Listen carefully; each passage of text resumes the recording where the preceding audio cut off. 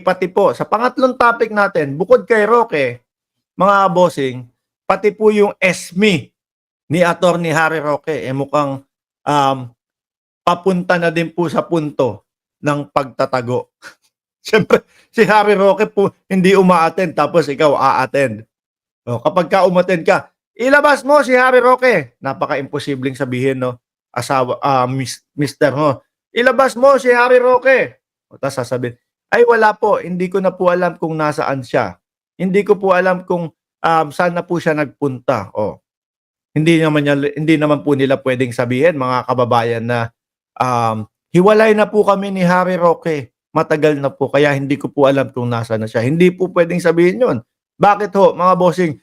Si Boss Roque, laging sinasabi dun sa live niya, ang akin pong may bahay, o ang asawa ko po, paano mo sasabihin na hiwalay na, di ba? So malamang sa alamang po yan, mga kababayan, ang ending din po, tatago din po yan, mga bossing. Buenas na tayo kung sumipot agad. Eto ha, sasabihin ni Julius, sabi daw, sasabihin, ex ko na po siya. Eto mga kababayan, bumanat po yung ESME naman ni Attorney Harry Roque kay Congressman Ace Barbers. Maiinit po mga bossing ang mga DDS sa mga kongresista natin. Nagagalit sila doon sa mga tumatrabaho ng maayos. Pakinggan po natin. Hindi ako abusado. Ayan. Yun yung paratang nila kay kay Ace Barbers po, mga kababayan. Abusado ka, ginagamit mo ang iyong kapangyarihan para maging wanted si Roque. Biruin nyo po, tingnan nyo kung ano yung paulit-ulit nilang ginagawa kay Benny Abante, yung congressman ho ng Maynila at pastor din po, mga kababayan. Aba, galit na galit sila kay Congressman Abante. Kesyo daw po nakadila. Nakadila daw po, tas nakahubad. Yung kumbaga, ako, tanggalin mo lang yung damit ko, tas didila ako, yun na yun. Hindi daw po makatao kung ano-ano sinasabi nila. Tapos binabanata nila, dalawa Rolex. Dalawa daw Rolex ni Congressman Abante, isa daw po pagkakabanggit pa ni Banat Bay. Blues, Rolex, Blues, Submarine. Sabi ko, wait lang. Baka Rolex Blue, Submariner. Dalawa daw po, saglit. Sabi ko, kung ang mga simpleng tao kayang-kayang bumili ng higit sa isa o dalawa wag ka nang maingay dyan. Ingay nito, Huwag ka nang maingay dyan. Baka sabihin, galing sa pera ng taong bayan yun. Pakinggan na po natin ito, mga kababayan. Hindi ako abusado. Ito ang sagot ni Quad Committee Overall Chair Representative Ace Barbers sa patutsada ng misis ni dating presidential spokesperson Harry Roque na si Myla Roque na inaabuso niya ang parliamentary immunity sa kasong... Mga bossing, kayo po, tatanungin natin. 578 viewers, mga kababayan. Naramdaman niyo po ba na itong mga congressman natin ay abusado? Ako po, mga bossing, parang tipo bang sobra-sobra yung binibigay nilang sobra-sobra yung binibigay ho nilang pagiging mabait dito sa mga pinapatawag nila. Hanggang sa umabot na nababastos na sila, no? Kasi kung iba yan, ay talagang sige. Kung sila Roque yan, mga kababayan, nung panahon nila, Diyos ko Lord, sasabihin ko sa inyo, meron pa nga siyang sinabi kay De Lima, no? Ano ba yun? Kung tungkol sa mga lalaki, na i-vlog ho natin dito yun, Tapos sasabihan pa nung misis ni Roque na abusado. Pakinggan natin si Congressman Ace Barbers. Libel. Git ni Barbers, siya pa mismo ang nagbibigay ng direksyon at nagpapaalala sa mga kasamahang iwasan ang mga hindi naaayong pahayag sa pagdinig. Sa isang bagong post sa social media, si Boss Roque, iba na po talaga. No? Stress na. Stress na ho, nasa tama ang Kongreso, abusado saan? Sabi ni Manolo Maralit. O, tama. Ipinagtanggol din ni Attorney Harry Roque ang kanyang asawa na unang nagreklamo kung bakit tinuturo siya ni Barbers na incorporator umano ng DRAID at pinasarang Pogo Hub sa Porac, Pampanga. Sus Aha. Mariosep naman Ace. Ang Senado, ang Kongreso ilang beses na inulit-ulit kung sino mga incorporators ng Lucky South. Kaso nung talagang pinigana. 'Di ba si Cassandra Leong? Napiga po ni Congressman Benny Abante, mga kababayan. Aminin mo, ano? Bakit kayo nag-a-apply? Para sa Pogo. Ipit. Walang maisagot. Para sa Pogo. Di ho ba, mga bossing? Si Cassandra Leong, tumatanggi pa, nakasama niya si Harry Roque sa pag-a-apply nung, renewal. Sinabi, hindi ko po kasama yun. Naipit din po, mga kababayan. Pinainan ng sabi, madaming beses kayong magkasama ni Harry Roque. Sabi, isang beses lang po. Yun, sa pool din. Magaling yung mga kongreso natin eh. Kayo naman, pinansin nyo pa yung payat-payat ni Roque. Baka nag-gym lang yan. Nagpapa-healthy. Di ba? Roque, magpaliwanag ka. Ikaw ang itinaturo ni Cassandra Leong na abogado. Yari ka, Roque. Wala po doon ang pangalan ni Myla Roque. Walang kahit anong ebidensya na nagpapakita na naging incorporator ang misis ko. Ang tanging involvement ng misis ko ay doon sa aming pamilyang korporasyon na nagmamay-ari ng bahay sa Baguio. Yung misis niya po ngayon, mga kababayan. Attorney, si misis po kumbaga hinihingan po ng show cause order. Tingin ko hindi makikita yung show cause order na yan. Tingin ko hindi lulutang ho. Siyempre, kung nasan si Habi, nandun din si Mrs. Ano yung comment nyo dyan? Kung nasa si AR, nandun din si Roque. Huwag kayong ganun, uy! Pero nilinaw ng Quadcom chair, hindi naman idinawit si Ginang Roque na naging bahagi siya ng Lucky South 99 dahil ang mister lang niya ang posible umanong dawit dito. Lumutang lang anya ang pangalan ni Mrs. Roque sa Quadcom hearing dahil siya ang pumirma sa lease agreement sa wanted na Chinese IT expert na sangkot umano sa financial scam sa China. Publish naman Yun naman pala eh. Alam nyo kung saan nakuha yun? Yung Chinese na yun, mga kababayan. Doon sa bahay sa Benguet na sinasabi ni Atty. Harry Roque hindi siya nakapangalan. Hindi nga naman talaga. Dahil ang pinaka-main na nakapangalan po PH2 Corporation, di ba? Pero yung may mga incorporators doon, sila lang din po, mga kababayan. Pamilya niya din po, mga bossing. po yung red alert Buwelta ng, ni Atty. Roque. Interpol. Wanted po yung Chino na yon para sa financial crimes sa China. Hindi po dahil sa Pogo. Wala pong kahit anong ebidensya na yung taong yon ay may kinalaman sa Pogo.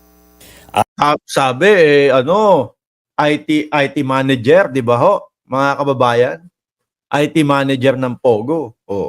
Ayon kay Mrs. Roque, nagpagamot siya sa Singapore pero hindi naman tinanggap ng Quadcom ang mga isinumiti niyang medical certificates at hospital records.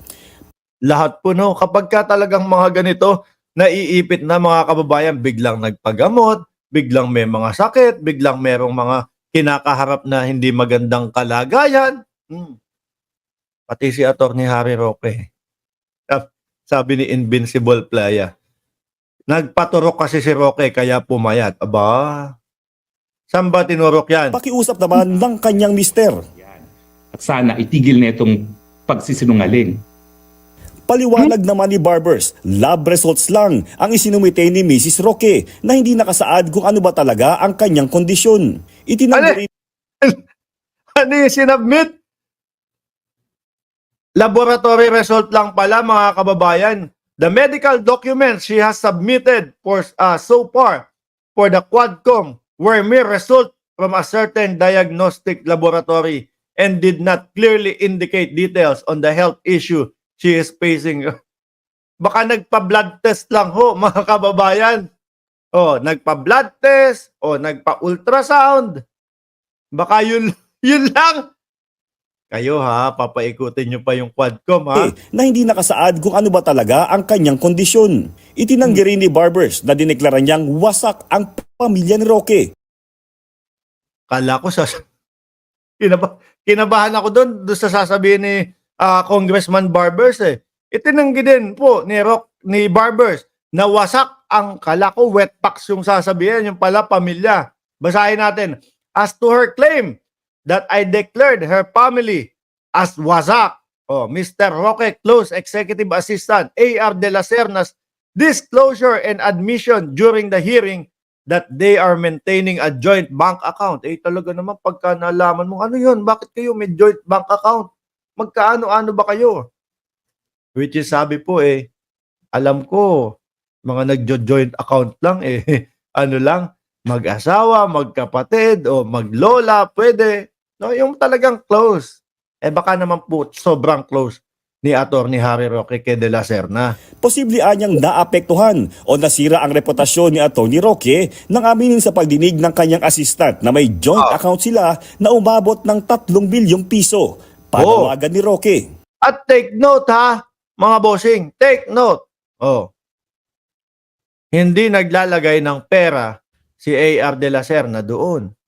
Pero, pwedeng mag-withdraw, mga kababayan. Sabi ni Jordan G., mag-asawa, magkapatid, maglolo, maglola, at magjowa daw po. Baka ikaw malaman mo, yung mister mo, may ka-joint account na iba. Bukod sa kapatid, bukod sa nanay, tatay, magulang. Baka talagang yan ang pag-umpisahan po, mga kababayan, ng pagkasira ho. Kung ako ang target, ako na lang ang target. Huwag na kayo magdawit ng mga kapamilya dahil pag ako dinawit ko mga kapamilya nyo, malalaman nyo kung gano'ng kasakit. Nagbabanta na, magdadawitan na daw po ng kapamilya. Hindi, kasi nga, kaya yung misis mo nasasama dyan, siya nga yung pumirma. No? Doon sa lease agreement. Doon sa Benguet, sa bahay sa Benguet. Siyempre, papatawag. Bakit madam? Bakit po nandito? Binackground check nyo ba tong in-check na ito? No? Nadawit sa Pogo. Si Roque lang naman ang nagsasabing hindi dawit sa Pogo yun, mga kababayan. Kaya naman, kailangan tanungin. Pero hindi naman sinabi na incorporator agad si Madam Myla. Di ba? Tatanungin. Bakit po hindi nyo binackground check ito? Ito pong si Mr. ninyo nadadawit sa Pogo. Tapos ito pong nakuha namin sa bahay ninyo dawit sa Pogo. Baka kasi itinatago. Di ba? Target daw po. Sabi, Rolando Jr. Yabut, target ka? Ayaw mo naman pa-target? Gusto mo wet box pa-target? Kala ko naman, maganda yung sasabihin mo. Tina-target daw po siya, mga kababayan, kasi daw po, siya yung unang naglabas nung pulburon video, mga bossing, na wala pong naniwala sa kanila. Sa Okidokidok BM, watching from Toronto, shout out po sa inyo, sir. Madawit ang mga mahal sa buhay. Dudulog rin sa Cortes. Ito siya, no? Nung panahon, siguro, panahon po ni dating Pangulong Duterte, siguro, laging nakastake to dati. Ngayon, siguro, nagtatago Baka padila-dilata lang yan ngayon, mga boss. Baka nasa bunker na din po. Si Roque para questionin ang contempt order ng House Quad Committee. Ako po ay naniniwala na mayroong legal na basihan ang order na naman ng Kongreso na ako'y ikulong na naman, magpapakulong po ako. Pero dahil ang Uy, bakit sabi mo magpapakulong ka? Bakit ayaw mong pumunta? aking tingin po yan ay labag sa aking karapatang pantao, hinahayaan ko na po na desisyonan muna ng hukuman. Sabi ni Congressman Ace Barbers, wala pa nga mga nangyayari tapos nasa hukuman ka na agad. Umattend ka muna daw. Di ba? Patuloy na pinaghahanap ng PNP ngayon si Roque matapos patawad ng contempt ng Quadcom dahil sa pagtangging isumite ang mga dokumento sa biglang pagtaas umano ng kanyang yaman. Jeffrey Hernaez, ABS-CBN News.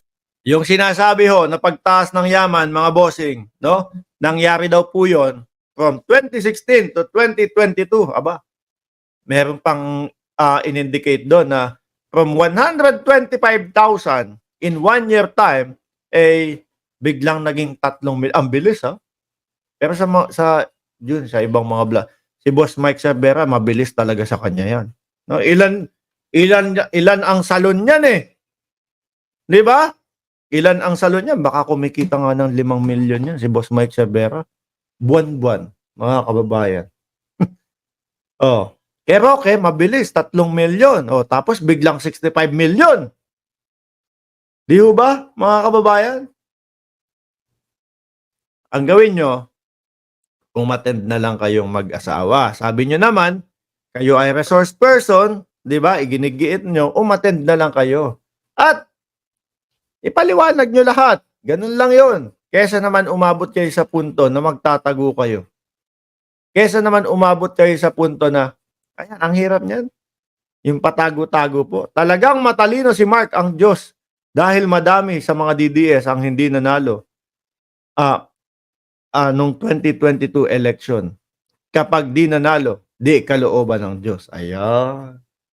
Kaya po nung naghiling sila mga bossing, nung humiling po sila nito, humiling sila ng bagyo, hindi po binigay sa kanila dahil masasaktan po sila. Oh. Kung bagyo pa po ang binigay sa kanila dito, mga kababayan, no? Malamang po si Morales lang, mga bossing, ang natira doon. Oh. Etong tropa nila Digong, nagiging tropang tago na po, mga kababayan. Nasaan na ba yung topic natin?